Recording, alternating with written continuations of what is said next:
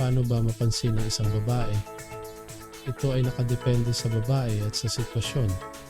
Pero ang pinaka-epektibong paraan para mapansin ka ng isang babae ay ipakita ang tunay mong sarili habang pinapakita rin ang interes mo sa kanya sa natural at hindi pilit na paraan. Narito ang ilang tips para mapansin ka ng isang babae. 1. Mag-invest ka sa sarili mo. Physical, mental, at emotional. Hindi lang ito tungkol sa panlabas na itsura, kundi pati na rin sa panloob na pagkatao mo. Ang babaeng may substance ay naghahanap din ng lalaking may depth. Ayusin ang pananamit mo. Hindi mo kailangang magmukhang model, pero dapat malinis at may sariling style. Maging maayos sa sarili, malinis ang kuko, mabango, maayos ang buhok. Basic hygiene lang pero malaki ang epekto. Mag-workout o maging active ka rin. Kahit hindi ka gym buff, basta mukhang inaalagaan mo ang katawan mo, attractive na yon. Maging goal-oriented, gusto ng mga babae ang lalaking may pangarap sa buhay. Huwag masyadong needy o clingy. Maganda kung interesado ka sa kanya, pero huwag yung parang buhay mo na siya agad. Matutong mag-handle ng emotions. Huwag madaling maapektuhan ng maliit na bagay, lalo na kung di kanya agad pinansin. 2. Maging natural at effortless na cool. May mga lalaking nagiging tryhard at halatang pilit para lang mapansin. Iwasan ito at gawing natural at hindi scripted ang paraan mo ng paglapit. Magkaroon ng sariling aura. Yung tipong relax pero confident. Hindi mo kailangang maging maingay para mapansin. Minsan ang mysterious at chill na approach ay mas epektibo. Maging madali kang kasama. Huwag kang masyadong stiff o seryoso. Kung chill ka kasama, gugustuhin kanyang kausap. Huwag mong habulin, pa-attract ka.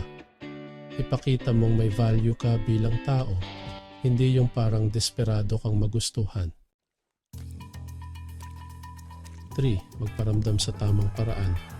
Okay lang magpakita ng interes pero dapat timing at execution ang maayos. Genuine compliments. Huwag yung gasgas na ang ganda mo lang. Halimbawa, ang ganda mo, too generic. Ang cool ng outfit mo ngayon, bagay sa personality mo, mas unique. Gamitin ang body language. Minsan, hindi mo kailangan ng words. Eye contact plus konting ngiti, jackpot na. Huwag masyadong touchy kung hindi pa kayo close. Pero kung may natural na pagkakataon, like high five o light tap sa balikat, gawin ng effortless. Huwag agad mag-expect ng special treatment. Hayaan mo lang siyang mapansin ka ng kusa at huwag pilitin ng attraction. 4. Maging isang rare breed ng lalaki. Kung gusto mong mapansin, dapat kakaiba ka sa karamihan ng lalaki. Maging bihirang klase ng lalaki na may kombinasyon ng confidence na hindi mayabang, humor na hindi pilit, intelligence na hindi nerdy, kindness na hindi weak, swabe pero hindi pa cool. Kung susundin mo ang mga to, hindi lang mapapansin ka, posibleng ikaw pa mismo ang habulin.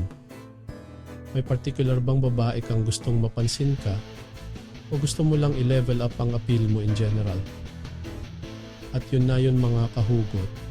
Sana ay nakatulong ang mga tips na ito para mas maintindihan nyo at makuha ang atensyon ng mga babae. Sana na-enjoy nyo tong video na to. Kung may mga tanong pa kayo o gustong idagdag, i-comment nyo lang sa baba. Kung nagustuhan nyo, huwag kalimutang mag-like, comment, and subscribe. I-share nyo na rin sa mga kaibigan nyo. See you sa next video. Bye! Ingat kayo palagi.